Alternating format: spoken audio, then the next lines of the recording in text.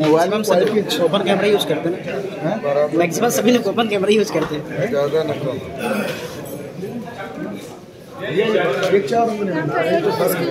हाँ जी, स्टैंड लगाना था भैया कर रहा हूँ भाई। पंडा जी आपको जल्दी कई जगह जाना है। सुनो ना, उठ जाएगी दोनों, उठ जाएगी आईडी, ऊपर दिखाई देगी। हल्के से कुछ ऐसा कर दो, ये रख दो, आईडी की दोनों आईडी। चलिए चलिए, महाराज माता की जय जय राम। छत्तीसगढ़ मातारी की स्वामी रामभद्राचार्य जी की, उपस्थित सभी सम्मानित पत्रकार बंधुओं का, भाइयों बहनों का मैं स्वागत करता हूँ। इधर थोड़ा बचाना अपने आप को, और इस रूप में, इस वातावरण में पहली बार हम लोग के बैठने का अवसर मिला। वैसे राजनीतिक चर्चा करने अक्सर बैठा करते हैं,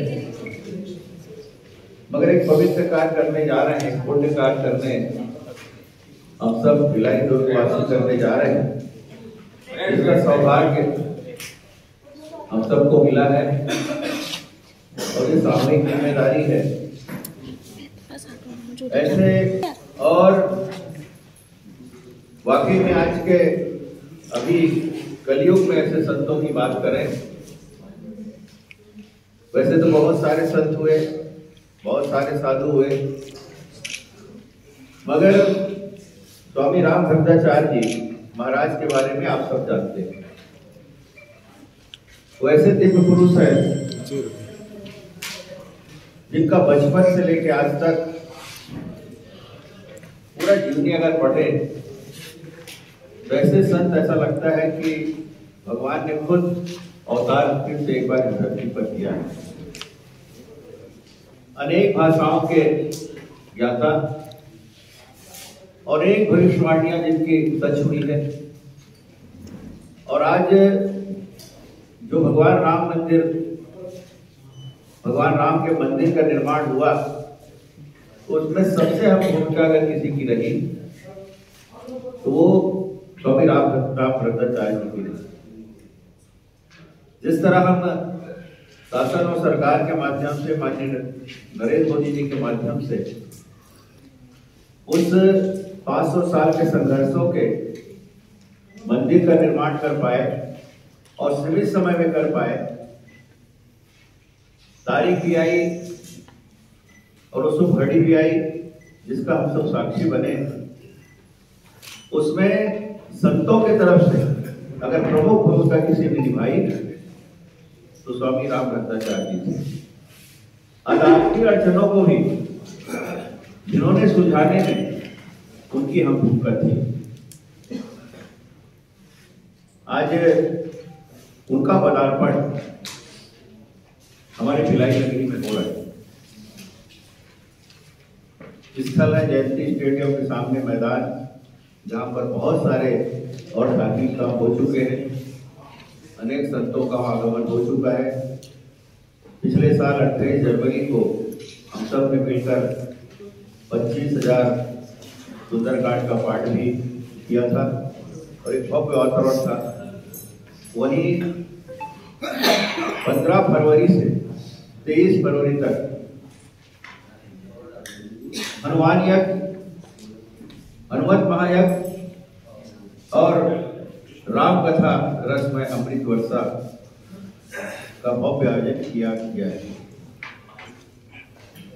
स्वयं स्वामी जी यहाँ उपस्थित रहेंगे, जिनके श्रीमुख से ही हम राम कथा रस अमृत पान करेंगे, जिसमें लाखों लाखों भक्तगण आएंगे, लाखों श्रद्धालु बनाएंगे, हजारों साधु संत 108 पुण्य यज्ञ का संचालन करेंगे और यज्ञ की व्यवस्था हमारे अपने छत्तीसगढ़ के संत राम भारत दास जी की जिम्मेदारी में है और उन्हीं के सहयोगी के रूप में जो राम भद्राचार्य जी के परम शिष्य हैं डॉक्टर अशोक हरिवंश जी, जिनका भी प्रवचन यूट्यूब के माध्यम से, टेलीविजन के माध्यम से हम सब ने सुना है। वो शासकीय अधिकारी भी हैं और एक संत के रूप में भी, स्वामी जी के शिष्य के रूप में वो अब धार्मिक आयोजन में भी उनकी प्रमुख भूमिका रहती है। ये ऐसा करो ना, इधर पीछे का चेयर इधर लगा लो ना यार, बैठ जाओ। 14 तारीख 2 बजे गणेश मंदिर से कलश यात्रा की शुरुआत होगी, पूजा पाठ होगा। वह भी जो हमारा प्राचीन गणेश मंदिर है शिखर 22 का, और वहां से पूजा पाठ के साथ कलश यात्रा निकलेगी। सनातन नारी शक्ति द्वारा, बहनों के द्वारा हमारी महिलाएं बहनें उस कलश यात्रा में प्रमुख रूप से भाग लेंगी और उसकी तैयारी बहुत दृढ़ रूप से चल रही है। हजारों बहनों के साथ कलश यात्रा की तैयारी चल रही है और 15 तारीख से 23 तारीख तक प्रातः 9 बजे से 1 बजे तक 108 कोटि श्री श्री भगवत महायज्ञ चलेगा और चलेगा और 2:30 बजे से 6:30 बजे तक राम कथा का आयोजन किया जाएगा स्वामी जी द्वारा। और ये बताना मैं शायद उचित नहीं समझता कि स्वामी जी कौन है, इसके बारे में आप सब पत्रकार साथीगण तो खासकर उसके हर जो क्रियाकलाप भी है, उनकी कृतियां हैं, उनके लिखे हुए पुस्तक भी हैं, ग्रंथ भी हैं, उनके द्वारा बहुत सारे जो प्रवचन हुए हैं उसके साक्षी आप सब बने हैं, तो आप मेरे से ज्यादा जानते हैं। इसलिए कुछ ये प्रेस नोट हमने बनाई थी जिसमें उसकी ड्यूटी भी है, उसकी गाथा भी है और इस जैसे महापुरुष का आना वाकई में ईश्वर की देन है। भाई मनीष दौर जी मेरे साथ बैठे हैं, इनकी टीम ने जब स्वामी जी से संपर्क किया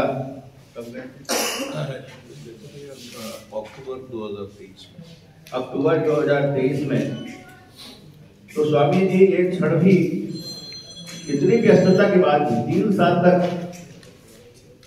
उनकी जो कथाएं हैं उनकी तारीख तय हो गई, लेकिन फिर भी पता नहीं क्या संयोग था, शायद इस धरती की माया है, ये हम सबका सौभाग्य है कि स्वामी जी एक नारियल बिना कोई चर्चा किए, ज्यादा मनीष जी 2-3 मिनट में बता देंगे कि वो अपनी हामी भर और तारीख भी देती है। ये हमारे जो ये भिलाई नगर का ये जो जयंती स्टेडियम का सामने वाला जो मैदान है, ये शायद भक्ति और धार्मिकता की राजनीतिक कार्यक्रम तो बहुत हुए, लेकिन उससे ज्यादा धार्मिक कार्यक्रम का संपर्क में जुटे। सतपाल जी महाराज जी वहां थे, रामदेव बाबा जी आए थे, अभी सुदीप मिश्रा जी का कार्यक्रम बहुत अच्छे तरीके से हुआ। हाँ, ठाकुर देवकीनंदन जी का हुआ, तो अनेक आयोजन हो चुके हैं और ये उससे भी बढ़ गए, जितने भी कार्यक्रम हुए उससे अद्भुत कार्यक्रम और ये स्मरणीय कार्यक्रम होगा। इसमें आप सबकी सहभागिता आवश्यक है। मैं इस विषय में बहुत कुछ नहीं बोल सकता, बस ये है कि आप सबके माध्यम से अलग जगह जन जन तक ये आह्वान पहुंचे, जन जन तक ये सूचना पहुंचे, क्योंकि सूचना तंत्र के सबसे बड़े माध्यम आप सब, प्रचार प्रसार के सबसे बड़े माध्यम आप सब और आज सिर्फ प्रेस वार्ता के माध्यम से मैं बताऊं वही छपे, ये जिम्मेदारी पूरी नहीं होगी। बीच बीच में आप सब भी उसी श्रद्धा से, उसी भक्ति भाव से यहाँ तैयारियों के बारे में बीच बीच में अपने समाचार पत्रों में, अपने इलेक्ट्रॉनिक मीडिया में आप सब देते रहेंगे, सोशल मीडिया में देते रहेंगे। मेरा विनम्र निवेदन है और ये समझ के कीजिए, आज इसको आप अपने लिए कर रहे हैं, अपनी कर्म की, अपनी जो जन्मभूमि के लिए कर रहे हैं और ईश्वर के काम समझ के आप हम सबको बेहतर करना है, ये मेरा निवेदन है। तन मन धन से लग जाना है और जिनको भी वहां पर अपनी भागीदारी निभानी है, एक कार्यकर्ता के रूप में भी आप सब वहां उस रूप में भी आइए, ये मेरा विनम्र निवेदन है। 2 मिनट में कुछ मनीष गौर भाई, जिनके हाथों से जो नारियल गुरुजी ने ग्रहण किए। जय श्री राम, जय श्री राम। आदरणीय विजय भैया, सांसद दुर्ग और उपस्थित सारे पत्रकार बंधु, आपका मैं हार्दिक अभिनंदन और नमन करता हूँ। आपको जैसा विजय भैया ने सारा कुछ बता दिया है गुरुदेव के बारे में, यदि मैं ज्यादा कुछ कहूँ तो सूर्य को दीपक दिखाना होगा और मुझे ऐसा लगता है कि सारे गुरुदेव के बारे में जो उनका इतिहास रहा है उसके बारे में मुझसे ज्यादा बेहतर आप लोग जानते होंगे, क्योंकि आपका विषय ही वो है। तो निश्चित तौर पे भी मैं आपको बताना चाहता हूं कि गुरुदेव से जब हम प्रार्थना लेकर गए थे यहाँ पे राम कथा कहने के लिए, तो उस समय गुरुदेव ने मुझे बताया कि विगत 60 वर्षों से उन्होंने विश्राम नहीं लिया है और राम मंदिर की संकल्पना पूर्ण होने के बाद उन्होंने 1 माह का अपना विश्राम का समय उन्होंने अपने लिए आरक्षित किया था और उसके बाद अगले 3 वर्षों तक कथाएं जो है वो उनकी बुक है। उन 1 महीने के विश्राम के समय से उन्होंने छत्तीसगढ़ को अभिभूत किया अपने 10 दिन का कीमती समय देकर। आप लोगों को सबको मालूम होगा, विद्वान न्यायाधीश ने स्वयं उनको दैवीय शक्ति की संज्ञा दी थी, जिस समय उन्होंने शास्त्र सम्मत 441 प्रमाण दिए, जिस समय राम जन्मभूमि प्रकरण में गुरुदेव की गवाही उच्चतम न्यायालय में हुई थी। 3 जजों की खंडपीठ में जो मुस्लिम जज थे, उन्होंने कहा सारा कुछ होने के बाद, डिसीजन होने के बाद, you are a divine power, आप देवी। तो ऐसे संत जो दैवीय शक्ति से नवाजे गए हैं, निश्चित तौर पे यदि वो आ रहे हैं भिलाई हमारी धरती पे, तो यह हमारे लिए सौभाग्य की बात है। पत्रकार बंधुओं और सभी जन से मैं निवेदन करना चाहता हूं कि इस कार्यक्रम को अपना समझ के, जैसा विजय भैया ने कहा कि इस कार्यक्रम को अपना समझ के आपको जन जन तक इस कार्यक्रम को पहुंचाना है। समय सारणी हमने आपको दी हुई है, उसमें बाकी का थोड़ा सा आपको और बताना चाहूंगा कि जब हमने कार्यक्रम शुरू किया था उस समय विजय भैया से हमने निवेदन किया था कि जो प्रशासनिक कार्य हैं और बाकी के कार्य हैं उनमें आपको मदद करें, लेकिन हमारा सौभाग्य है कि उनने अपना विशाल हृदय दिखाते हुए, क्योंकि समिति बहुत इस इतने बड़े आयोजन को कर पाने में सक्षम नहीं थी। विजय भैया का आशीर्वाद, स्नेह और उनका तुरंत में अपना लेना इस कार्यक्रम को यह समिति के लिए बहुत बड़ा सौभाग्य का विषय है। विजय भैया हमेशा से ही सनातन ध्वजवाहक की भूमिका उन्होंने निभाई है, तो निश्चित तौर पे एक बार फिर उनका हृदय से धन्यवाद करना चाहता हूँ। उन्होंने समिति को अपना आशीर्वाद दिया और आज मेरे साथ में भैया इस वार्ता में पहुंचे।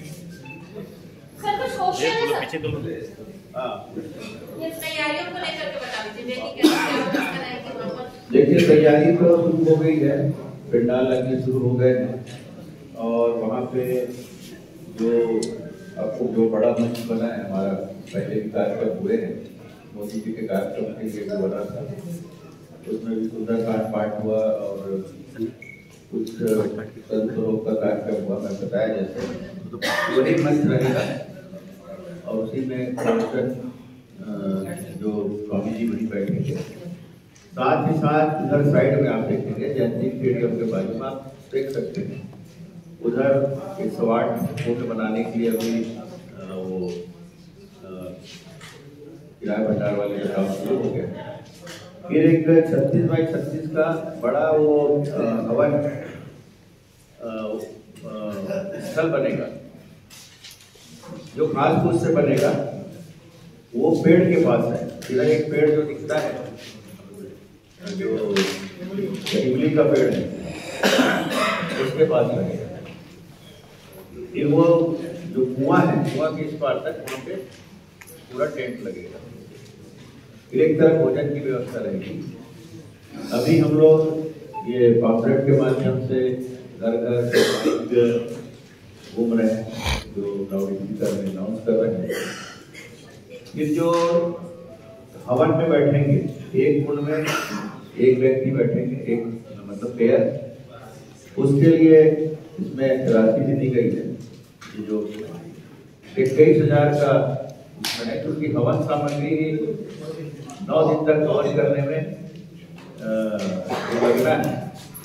हम चाहते हैं वो पुण्य का लाभ उन्हीं को मिले, जो लोग उसमें बैठेंगे उनको ही मिले, क्योंकि हजारों पंडित जी आएंगे, घी लगेगा, हवन सामग्री लगेगी, व्यवस्था लगेगी। ये जो समिति के या इस व्यवस्था में लगाने के लिए नहीं है, वो जो खुद करेंगे हवन, उनकी व्यवस्था उनके द्वारा उस पुण्य के भागी वो खुद बने, उसके लिए। और प्रतिदिन के लिए भी अगर एक दिन बैठना है तो 3,000 का है। और यहाँ जो भी सामग्री लगेगी वो शुद्ध सामग्री लगेगी। जो संत लोग मंगाते हैं, ये अपने बालाजी जी जहाँ से व्यवस्था करते हैं, जो शुद्ध होना, घी भी गाय का घी लगेगा, 1200 के ऊपर किलो की घी आएगी। इसलिए सामग्री जितना लगेगा उसका खर्चा उन्हीं को देना है। इस रूप में इस राशि को तय की गई। बाकी समिति जो पंडाल की व्यवस्था, रहने की व्यवस्था, भोजन प्रसादी की व्यवस्था, ये सब समिति कर रही है। तो बड़ी व्यवस्था है और बड़ी व्यवस्था बड़े रूप से सब लगे हुए।